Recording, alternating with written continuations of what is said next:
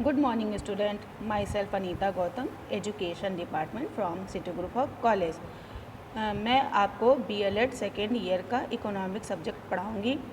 ये मेरा तीसरा लेक्चर है। फर्स्ट लेक्चर में मैंने डिमांड पढ़ाया था, डिमांड में मीनिंग, काइंड और उसकी डिफिनीशन को बताया था। सेकेंड लेक्चर में मैंने डिमांड को ही कंटिन्यू किया था, उसमें मैंने demand schedule, law of demand, assumptions and slope के बारे में बताया था। आज हमारा ये जो थर्ड लेक्चर है इसका टॉपिक है सप्लाई। आज सप्लाई में हम meaning, type, slope, assumption and law of supply पढ़ेंगे।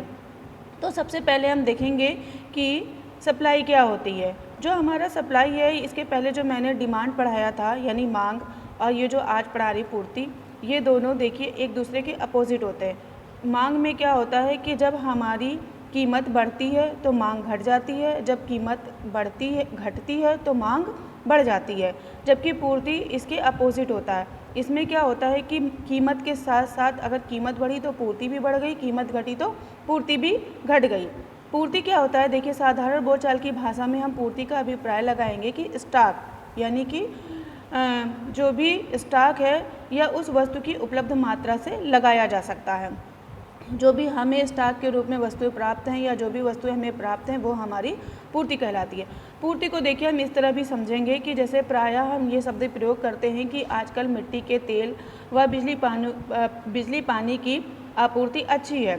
इसका अर्थ है कि सब चीज़ें उपलब्ध हो रही हैं ये, लेकिन अगर हम इसी बात को पलट दें तो ये कह सकते हैं कि आजकल मिट्टी के तेल, पानी, बिजली की आपूर्ति बहुत कम है। ऐसा कहने का अर्थ यह होता है कि वस्तु का अभाव हो चुका है, यानी जब हमारी अभाव हो चुका है यानी कि वस्तुएं उपलब्ध नहीं हैं। तो जहाँ पर्याप्तता है वहाँ पूर्ति है, यानी मतलब जो भी वस्तुएं हमें पर्याप्त रूप में मिल रही हैं वहाँ हमारी पूर्ति हो रही है। जहाँ अपर्याप्तता है, जहाँ हमें वस्तुएं नहीं मिल रही हैं वहाँ पूर्ति नहीं है। परंतु अर्थशास्त्र में हम पूर्ति शब्द का प्रयोग करते हैं, तब इस शब्द का खास उद्देश्य होता है और तभी हम इस शब्द का प्रयोग करते हैं, यानी पूर्ति शब्द का प्रयोग करते हैं। देखिए अर्थशास्त्र में पूर्ति शब्द का अर्थ किसी वस्तु की उस मात्रा से लगाया जाता है जिसे कोई विक्रेता एक निश्चित समय तथा एक निश्चित कीमत पर बाजार में बेचने के लिए तैयार होता है। देखिए जब हम डिमांड की बात करते हैं यानी मांग की बात करते हैं, उसमें भी हमारा निश्चित समय, निश्चित कीमत और इच्छा निर्भर होती है। जब हम पूर्ति की बात करते हैं तो पूर्ति में भी एक निश्चित समय, एक निश्चित कीमत और बाजार की ज़रूरत होती है।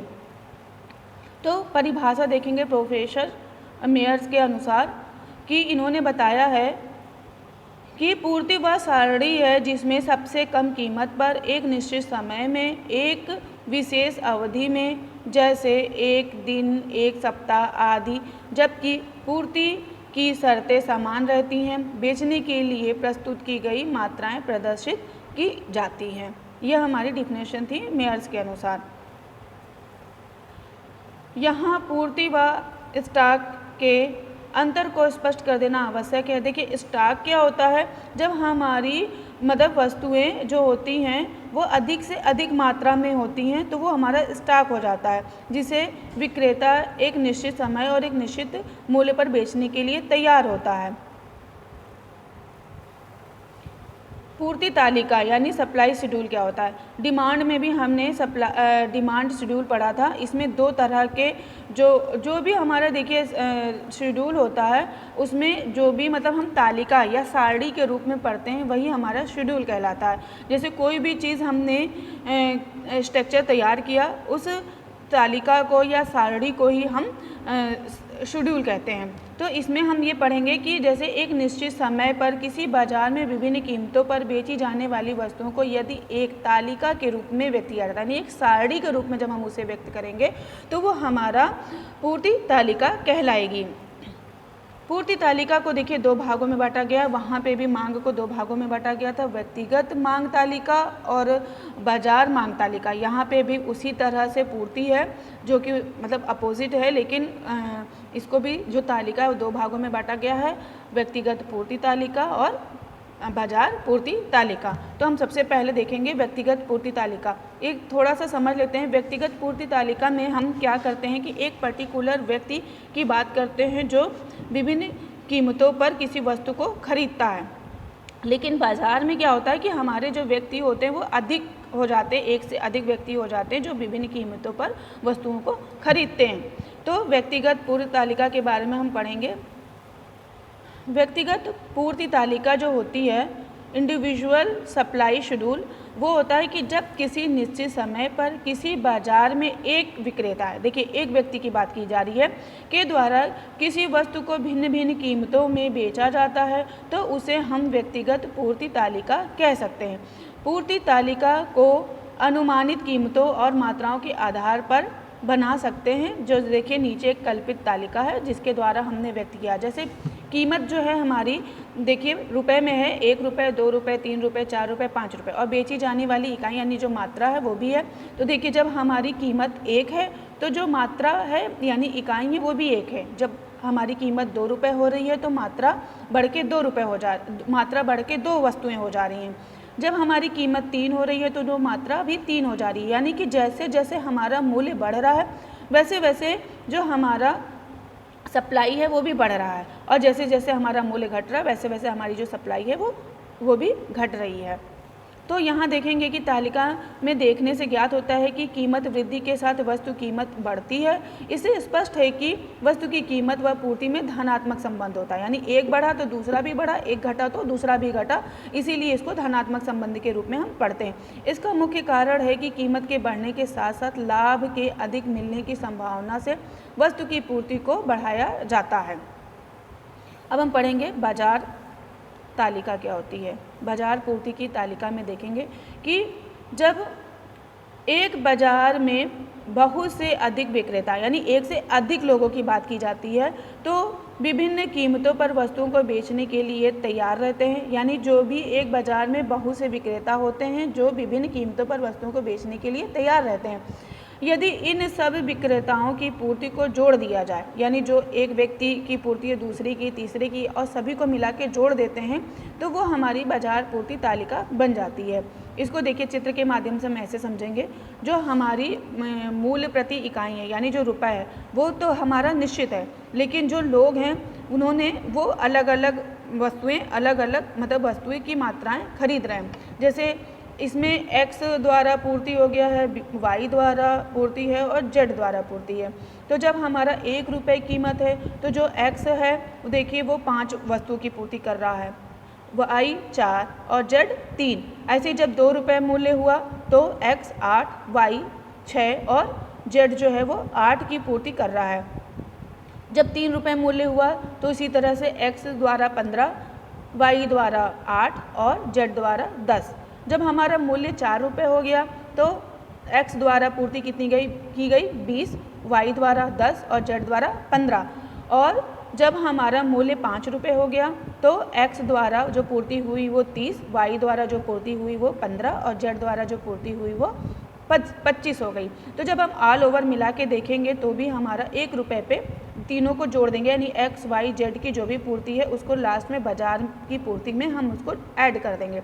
तो हमारा जब 1 रुपये की जब मूल्य हुआ तो हमारी जो बाज़ार की पूर्ति वो 12 हो गई, और जब हमारा मूल्य 2 रुपये हुआ तो बाज़ार की पूर्ति 22 हो गई। ऐसे ही जब मूल्य 3 रुपये हुआ तो पूर्ति बाज़ार में 33 रुपये हो गई, और जब मूल्य हमारा 4 रुपये हुआ तो बाज़ार में पूर्ति 45 हो गई, और जब हमारा मूल्य 5 रुपये हुआ तो बाज़ार में पूर्ति 70 रुपये हो गई। यानी कि जैसे जैसे हमारा मूल्य बढ़ता गया हमारी पूर्ति बढ़ती गई बाज़ार में भी, और जैसे जैसे हमारा मूल्य घटता गया वैसे वैसे बाज़ार में पूर्ति भी घटती गई।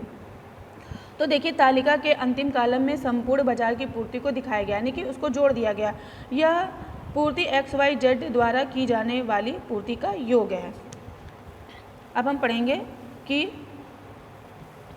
बाजार पूर्ति तालिका में ध्यान देने योग्य बातें कौन कौन सी हैं। तो सबसे नंबर 1 पे है कि बाजार पूर्ति तालिका बनाते समय यह मान लिया जाता है कि पूर्तिकर्ताओं की रुचि, ज्ञान तथा उत्पादन कला में किसी प्रकार का परिवर्तन नहीं होता है। दूसरा है कि व्यक्तिगत पूर्ति तालिका की अपेक्षा बाजार पूर्ति तालिका को ज्ञात करना कठिन है, क्योंकि बाजार में एक नहीं अनेक पूर्तिकर्ता होते हैं जिसके बारे में सही जानकारी का पता लगाना कठिन है। तीसरा है कि ध्यान देने योग्य बातें यह हैं कि व्यक्तिगत पूर्ति तालिका की अपेक्षा बाजार पूर्ति तालिका अधिक अभंग और समतल होती है। चौथा देखिए ध्यान योग बातें ये हैं कि व्यक्तिगत तथा बाजार तालिका में समय के समान प्रभाव पड़ता है, यानी समय का समान प्रभाव पड़ता है। समय के साथ साथ पूर्तिकर्ता मांग के अनुसार पूर्ति को समायोजित कर सकेंगे। फिर हम आगे पढ़ेंगे कि पूर्ति के प्रकार। जो पूर्ति होती है वो हमारी कितने प्रकार की होती है? 3 प्रकार की होती है। बाजार पूर्ति वक्र, दूसरा होती है अल्पकालीन पूर्ति और तीसरी होती है दीर्घकालीन पूर्ति। तो सबसे पहले हम देखेंगे कि बाजार पूर्ति वक्र क्या होता है, यानी जो हमारी अल्पकालीन यानी बहुत कम समय के लिए, जैसे कुछ घंटे या एक दिन के लिए जो मतलब पूर्ति होती है वो हमारी अल्पकालीन पूर्ति कहलाती है या बाजार पूर्ति वक्र कहलाती है। ऐसे बाजार में पूर्ति यथा स्थिर रहती है या प्रायः इस प्रकार की पूर्ति वक्र कुछ घंटे या कुछ दिन के संबंध में हो सकता है। जो हमारी दूसरी पूर्ति है वो अल्पकालीन पूर्ति है। अल्पकालीन पूर्ति जो होती है वो दीर्घकालीन पूर्ति से थोड़ी बड़ी होती है, मतलब थोड़े ज़्यादा समय के लिए होती है। अल्पकालीन पूर्ति में बाजार पूर्ति की अपेक्षा विक्रेता के पास समय अधिक रहता है। समय अधिक होने के कारण विक्रेता वस्तु की पूर्ति में मांग के अनुसार थोड़ी बहुत वृद्धि या कमी कर सकता है, लेकिन उसे इतना अधिक समय नहीं मिलता कि वह पूर्ण रूप से पूर्ति को मांग के अनुसार कर सके।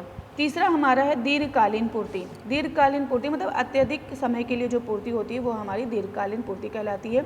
दीर्घकालीन पूर्ति एक सामान्य स्थिति को बताती है। इसमें विक्रेता के पास समय की कमी नहीं होती। समय की पर्याप्तता के ही कारण विक्रेता अपनी वस्तुओं को पूर्ण रूप से मांग के अनुरूप बढ़ा या घटा सकता है। यहाँ पूर्ति रेखा की शक्ल उत्पत्ति के नियम पर निर्भर करेगी। यदि उत्पत्ति वृद्धि या लागत ह्रास नियम लागू है तो पूर्ति वक्र ऊपर से नीचे की ओर बनेगा। पूर्ति ह्रास नियम की दशा में यह नीचे से ऊपर की ओर दाईं ओर जाने वाला बनेगा। नेक्स्ट हम देखेंगे इसमें कि संयुक्त पूर्ति या सामूहिक पूर्ति क्या होती है।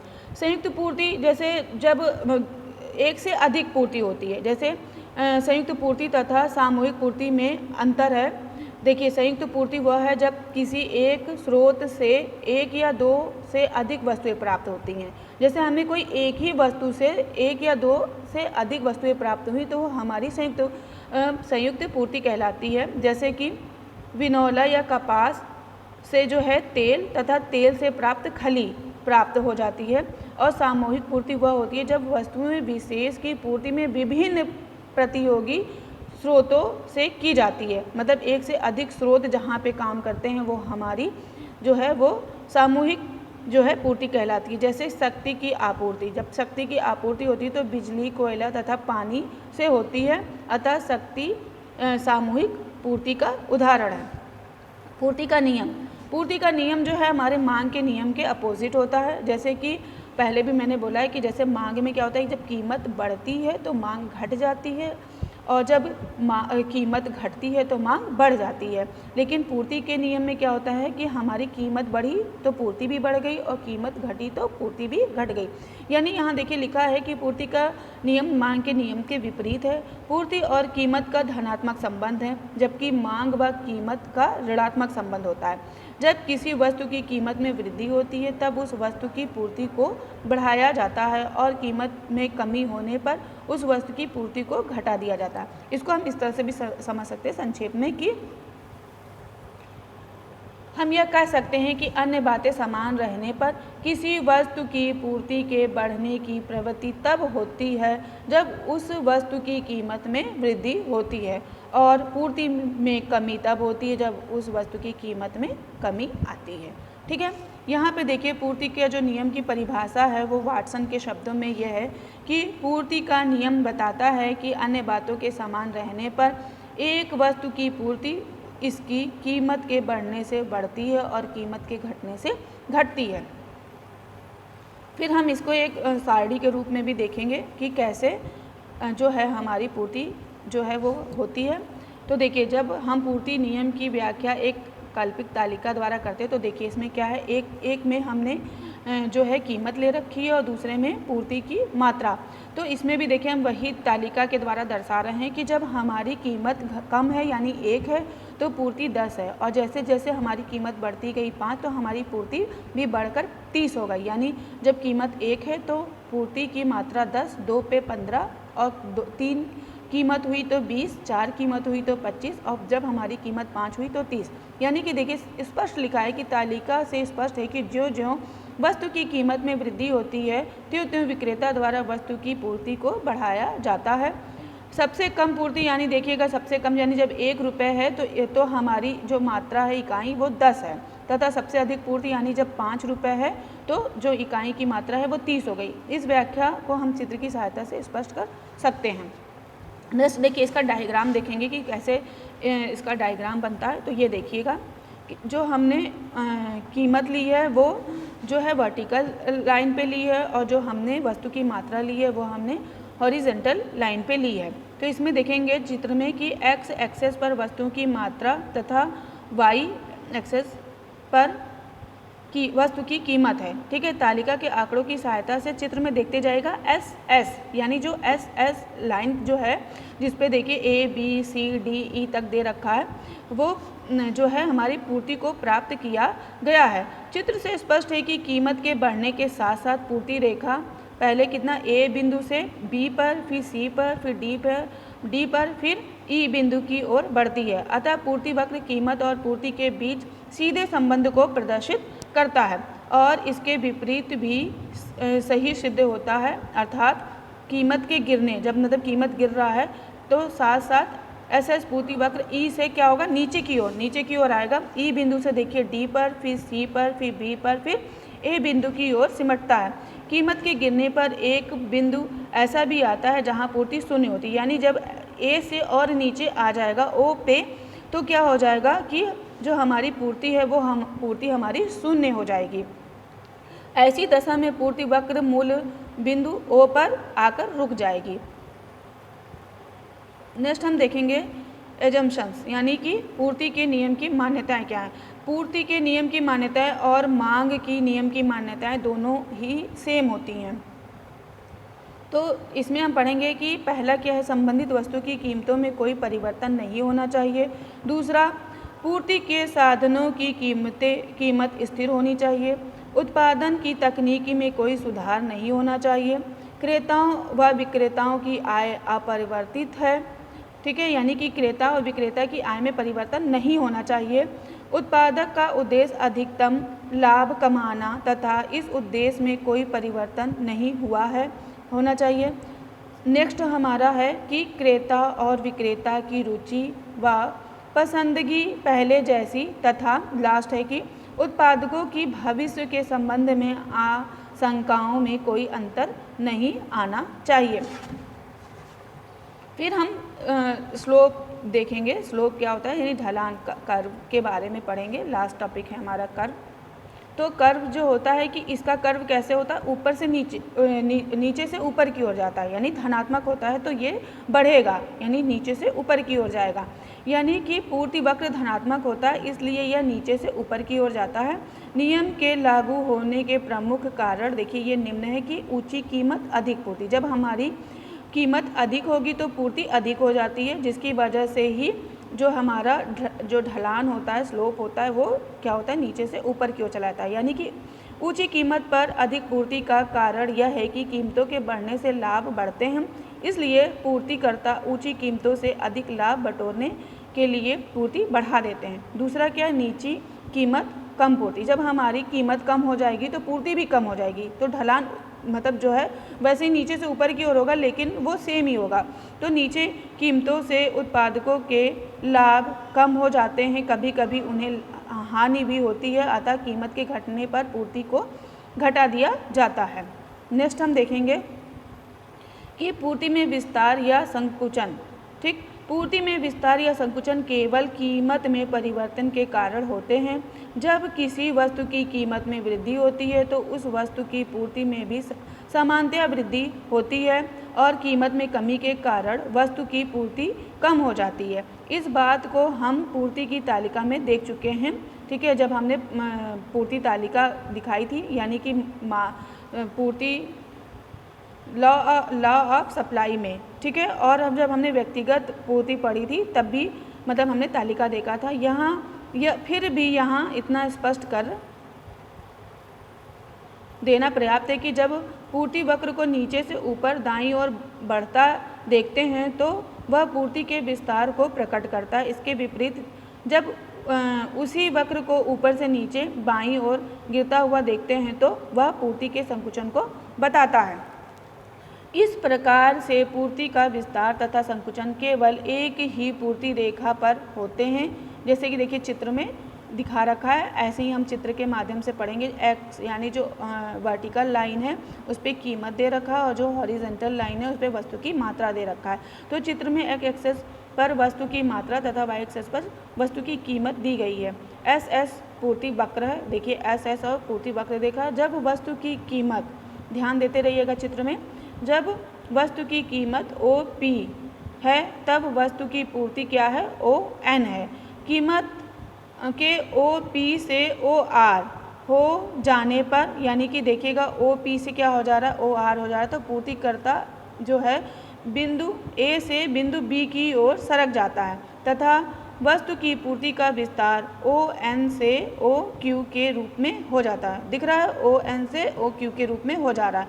यदि इसी चित्र को उल्टा पढ़ें यानी कि अपोजिट कर दें, अर्थात बी बिंदु से ए बिंदु की ओर देखें तो पाएंगे कि पहले पूर्तिकर्ता ओ आर दिखा, ओ आर, फिर ओ आर कीमत पर आर बी यानी कि ओ क्यू भी देख सकते हैं, ओ क्यू मात्रा बेचना चाहता था, लेकिन कीमत के घटकर ओ पी देख रहे हैं, ओ पी जाने पर पूर्ति भी संकुचित होकर ओ एन रह जाती है। इस प्रकार पूर्ति का विस्तार एवं संकुचन एक ही पूर्ति वक्र पर होता है।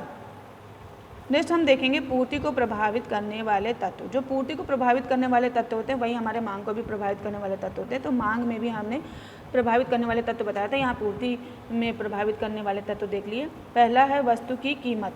जब वस्तु की कीमत की बात करेंगे इसमें फिर उत्पत्ति के साधनों की कीमत, तीसरा उत्पादकों की रुचि, फिर प्राकृतिक तत्व, पांचवा हमारा तकनीकी ज्ञान, छठा हमारा कर नीति और फिर राजनीतिक अशांति और औद्योगिक क्रांति।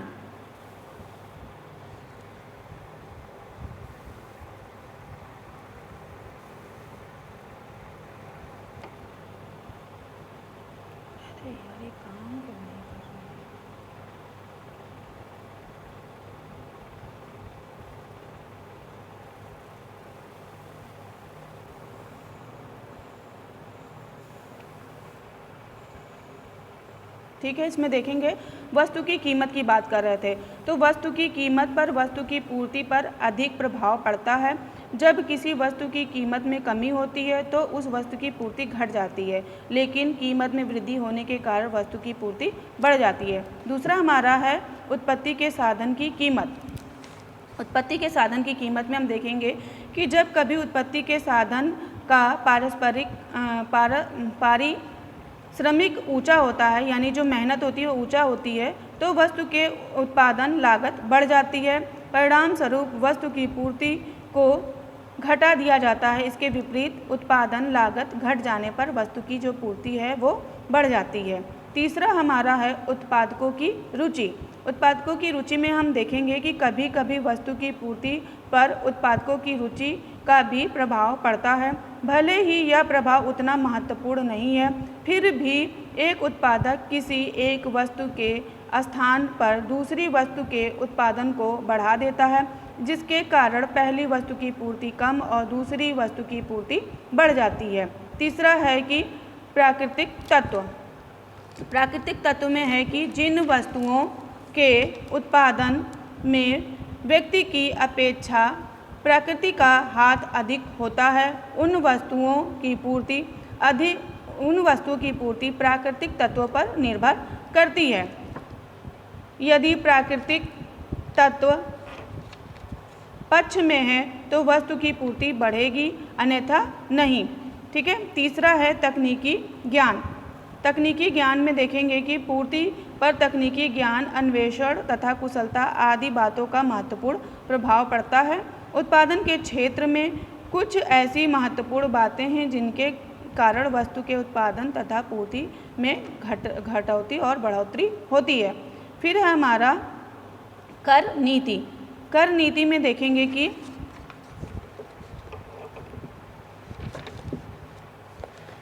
कर नीति में है कि सरकार की कर नीति भी वस्तु की पूर्ति को प्रभावित करती है। यदि सरकार परोक्ष कर लगाए तो वस्तुओं की लागत बढ़ेगी, मूल्य में वृद्धि की मांग घटती है और पूर्ति भी घटती है। जबकि प्रत्यक्ष कर लगाने से तो उत्पादन लागत बढ़ेगा और पूर्ति की कमी आएगी। तीसरा हमारा है राजनीतिक अशांति। इसमें है कि आंतरिक असुरक्षा एवं बाह्य आक्रमणों का भय भी वस्तु की पूर्ति को प्रभावित करता है। सरकार की अस्थायी आर्थिक नीति बाह्य आक्रमणों का भय बातों से उत्पादकों को विनियोग की प्रेरणा नहीं देती, जिससे पूर्ति घट जाती है। शांति व सुरक्षा तथा राजनीतिक स्थिरता में पूर्ति बढ़ती है। तीसरा है कि नेक्स्ट है औद्योगिक अशांति। औद्योगिक अशांति में हम देखेंगे यदि मालिक व श्रमिक जो होते हैं, श्रमिक जो काम करने वाले होते हैं, कि संबंध अच्छे हैं तो उत्पादन व पूर्ति अधिक होगी। इसके विपरीत पूर्ति तब कम होगी जब सेवा योजनाओं व श्रमिकों के बीच लड़ाई झगड़ा होता है, तो हमारी क्या होती है, पूर्ति भी कम हो जाती है। तो ये हमारा आज का टॉपिक था पूर्ति, जिसमें हमने पूर्ति का अर्थ, परिभाषा, लॉ ऑफ सप्लाई यानी कि नियम, पूर्ति का नियम, एजम्पशंस एंड स्लोप के बारे में पढ़ा। तो ये हमारा तीसरा लेक्चर था। फर्स्ट और सेकंड लेक्चर के लिए इस लेक्चर को लाइक एंड सब्सक्राइब ज़रूर करिए। नेक्स्ट लेक्चर में हम आपको नेक्स्ट टॉपिक के साथ मिलेंगे। Thank you class.